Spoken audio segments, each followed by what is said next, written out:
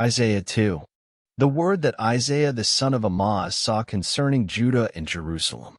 And it shall come to pass in the last days, that the mountain of the Lord's house shall be established in the top of the mountains, and shall be exalted above the hills, and all nations shall flow unto it. And many people shall go and say, Come ye, and let us go up to the mountain of the Lord, to the house of the God of Jacob, and he will teach us of his ways, and we will walk in his paths. For out of Zion shall go forth the law, and the word of the Lord from Jerusalem.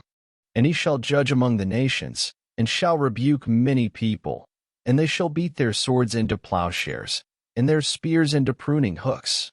Nation shall not lift up sword against nation, neither shall they learn war any more. O house of Jacob, come ye, and let us walk in the light of the Lord. Therefore thou hast forsaken thy people the house of Jacob, because they be replenished from the east, and are soothsayers like the Philistines, and they please themselves in the children of strangers. Their land also is full of silver and gold, neither is there any end of their treasures. Their land is also full of horses, neither is there any end of their chariots. Their land also is full of idols. They worship the work of their own hands, that which their own fingers have made. And the mean man boweth down, and the great man humbleth himself, therefore forgive them not. Enter into the rock, and hide thee in the dust, for fear of the Lord, and for the glory of his majesty.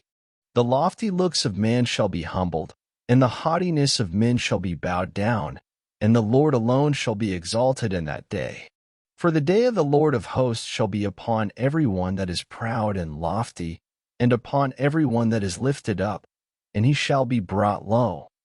And upon all the cedars of Lebanon that are high and lifted up, and upon all the oaks of Bashan, and upon all the high mountains, and upon all the hills that are lifted up, and upon every high tower, and upon every fenced wall, and upon all the ships of Tarshish, and upon all pleasant pictures.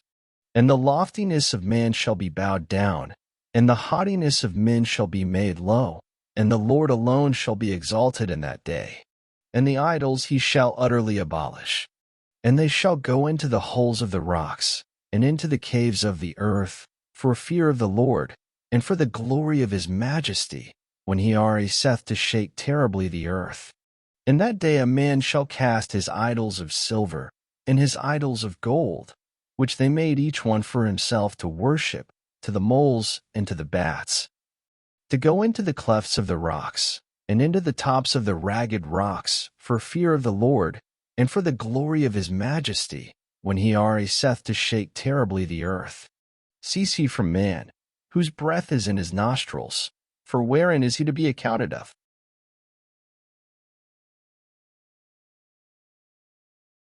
Thank you for listening.